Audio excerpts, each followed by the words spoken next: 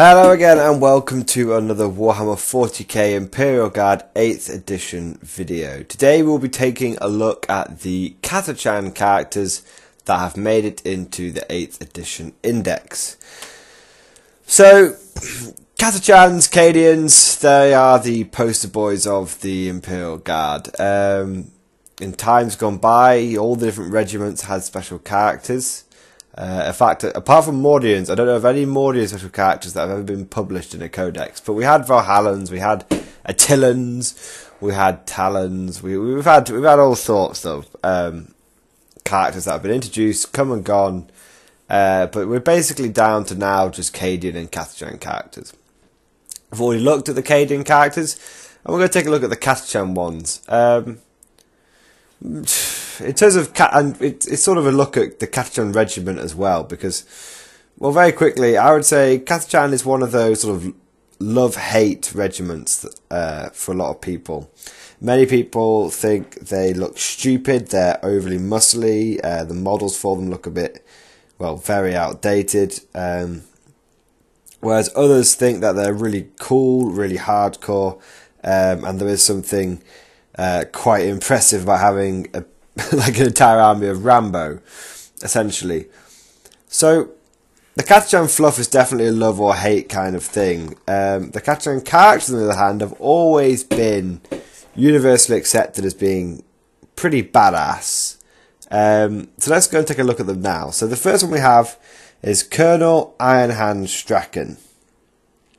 So Colonel Straken has always been a melee beat stick, but his prices have always, in terms of points, it's always been a bit up and down. I mean, when he was first introduced in the standalone Guard Codex in 5th edition, when I first came across him, I should say, and he was way too expensive. He cost like 130 points on his own, and whilst being very good, generally actually couldn't go toe-to-toe with a fight with Yarrick, who was about the same price. I would say, and then in the 6th edition codex he got a big price drop. And then in this codex, I believe he stayed about a similar level of points. Taking a look at him now, Colonel Ironhand Straken, he's 90 points. So that's what, bear that in mind, he's 90 points when we go through his rules now. So he hits on weapon skill 2+, which is fantastic. He's got ballistic skill 3+, which is pretty good. Strength 6, which is fantastic. I mean, he is the strongest guardsman that I know of. He's stronger than an Ogrin. That's how strong this guy is. He's toughness 4, which is great.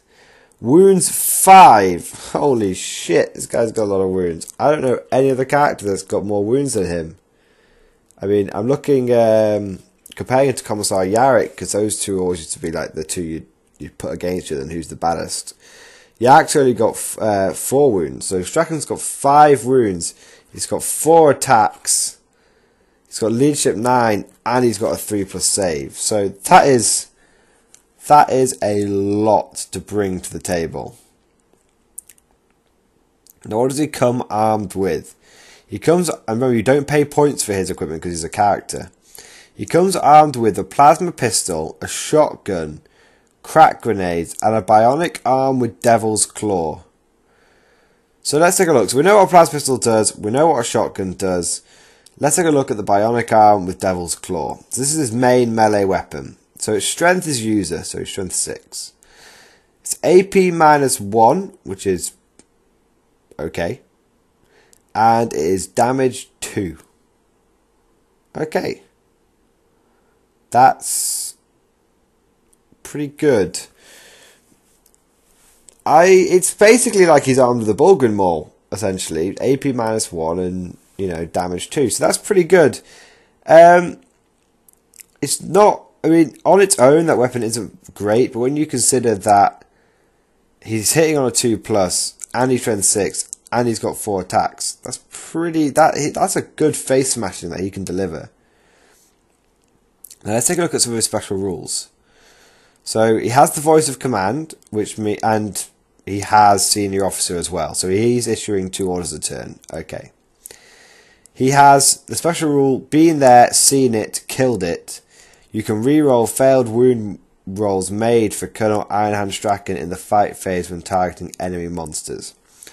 So this has always been part of Straken's fluff. He's always been like a monster hunter. Like, I think he's called Ironhand because of all his bionics, but there's a joke where he got attacked by a landshark. Now, I don't know what the fuck a landshark is, but he got attacked by a landshark and he ripped its throat out with his bare teeth after it had eaten his arm, and that's where he gets his bionic arm from. So that's meant to represent that. Is Straken actually any good versus a lot of creatures? I don't know. He's not terrible. I mean, he will be hitting them on a 2+, so he'll be able to land his wounds, but most monsters are toughness 6 or above. So he is only going to be wounding most monsters on a 4. And he's only AP -1. So, but you do get to reroll wounds. So he should realistically be able to put 3 wounds on a monster's creature, and they'll probably save 1 or 2 of them. So he's realistically going to be able to put between 2 and 4 damage on a creature in close combat. The only problem is that a lot of these monsters are rocking 16+ wounds now, so it's not like he can solo them one-on-one. So whilst he has a special being there, seen it, killed it, I wouldn't use that to go charging him off against any Khan effects that you come across, because he'll probably just die. Now, like every other officer, he has Refractor Field, so he has a 5+ invulnerable save. Really important rule though, you're not taking him for all this other shit. Really important rule he has is Cold Steel and Courage. All models in friendly Catachan units within 6 inches of Colonel Ironhand. One second. All models in friendly Catachan units within 6 inches of the Colonel at the start of the fight phase can make 1 additional attack each time they fight during that phase. Okay. So that's pretty good. So anyone within any model within 6 inches of Straken gets +1 to attack. The problem with that is it's not any unit. It's definitely all models in friendly Catachan units. So the problem with that is it's not any unit. Now it does mean that Straken himself will get that. So he really has 5 attacks base because it's all models. He is a model. In friendly Catachan units, he is a friendly Catachan unit. Within 6 inches of Colonel Ironhand Straken, yeah, that's fine. At the start of the fight phase, can make 1 additional attack each time they fight during that phase. So he really does have 5 attacks each, but the fact that it's only models is a massive problem. That hopefully when the Codex comes out, that will become units. One thing to mention though is that it does stack with the Ministorum Priest's ability to give everyone +1 attack. But I believe the Ministorum Priest ability is based on units and not based on models. I'm just going to check now. Ministorum Priest. You can add 1 attack to the characteristic of all models in Adeptus Ministorum Infantry and Astra Militarum Infantry set within 6 inches of any friendly Ministorum Priest. Oh, so it is models. So him and the Priest share the ability and they can stack. So if you had Colonel Ironhand Straken with a Priest in tow, he'd be running 6 attacks, hitting on 2+ and rerolling wounds against monsters. That's not too bad. But yeah, 90 points. It is very good, and he is very tough, and he is very survivable. The only thing that is, to me, that is making me think he is not auto-include is the fact that it's models for his Cold Steel and Courage ability. If it was units, I'd say include him. I'd say no doubt include him. And if it was units from the Ministorum Priest, I'd also say no doubt. But the fact that it says models makes me go, not really worth it. One thing I'd say is, before we move on to Sergeant Harker, one thing I'd say is that Colonel Ironhand Straken, he may not be a monster killer, but you could probably reliably throw him into any enemy infantry unit or any enemy low-level character, sort of hero-level character, and you would be able to beat the crap out of them. So he is survivable. He will be quite hard for the enemy to pick him off with snipers. Anyway, moving on to the next character, Sergeant Harker. Sergeant Harker, he is 50 points. You get weapon skill 3 plus ballistic skill 3 plus strength 4, toughness 3, wounds 3, attacks 4, leadership 7, 5 plus save. He comes with payback and is armed with frag and crack grenades. Payback is a very good heavy bolter. It's got 36 in range, assault 3, strength 5, AP minus 2, damage 1. So payback is really nice. Payback is really, really nice. Can't really go wrong with that.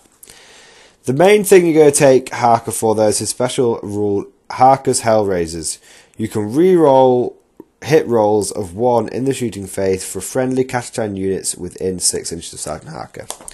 So that has almost limitless synergy. You've got a trio. You've got some heavy bolter teams sat in a building. Add Harker, you get an extra heavy bolter and all the heavy bolters rerolling 1s. Got mortars, Harker helps them reroll 1s. Artillery, Harker helps them reroll 1s. Harker is pretty much an auto-include in any army. He's cheap, he's only 50 points, and he just buffs everybody around him. There's just so little point in you're just a fool not to take him, basically. He is really, really good. Now, I went to a 1500 point tournament, and I didn't take Harker. I want to clarify this. I went to that 1500 point team tournament and I didn't take Harker. And I did absolutely fine. What I'm trying to get across here is, whilst he is amazing and whilst he is an auto-include, he is not a unit you have to rely upon. He's good, but you don't feel like you're forced to take him or your army is shit and not worth taking. That's not the case at all. Imperial Guard are pretty strong now. You can take almost anything you want. Almost. And I want to just impress upon you guys that whilst Harker is very, very good, and you would kind of be mad not to take him in any sort of 2,000 point game, you'll definitely be able to find the points for him. Whilst you would be mad, he is not an auto-include. You can get by without him, but generally speaking, there is little reason to not field him. So there we go, guys. Oh, one thing I want to say with Harker, of course, that rerolling once to hit is really, really good for plasma. How I have used him, and it may seem a little bit, I don't know, maybe a bit generic, maybe a bit bleh, but what I did is I had Harker in the middle of 4 infantry squads, and then I also had 2 company commanders, and the infantry squads all had plasma pistols, plasma guns, and heavy bolters. And what Harker did is they all reroll 1s. They were all rerolling 1s to hit, which meant I overcharged the plasma every turn, and then I used the officers to make them all reroll wounds. So I had 40 guardsmen with 4 plasma guns and 4 plasma pistols and 4 heavy bolters, all rerolling 1s to hit, all rerolling 1s to wound. And it was really, really effective. I brought down 2 Dread Knights in 2 turns. A Dread Knight a turn with that. So that's really powerful. And so essentially how you can sort of use Harker is if you know you're going to be using the take aim order a lot, and you're like, oh, I should take 2 or 3 company commanders. Well, you can say to yourself, well, actually, if I'm only really going to be using take aim, then I should take Sergeant Harker. It's cheaper. So there you go, guys. I hope you enjoyed this video. Tell me if you guys have used Colonel Ironhand Straken. Maybe I'm missing the mark. I don't feel like he's amazing. I feel like he's okay. And, of course, tell me what crazy, wacky combos you guys have come up with for using Sergeant Harker with. I mean, there will be some amazing combos that will help get the absolute most out of that Harker's Hellraisers rule. And I'm really interested to know what combos you guys have come up with. So please leave a comment. So thank you for watching. I hope you enjoyed this video, and I'll see you guys next time.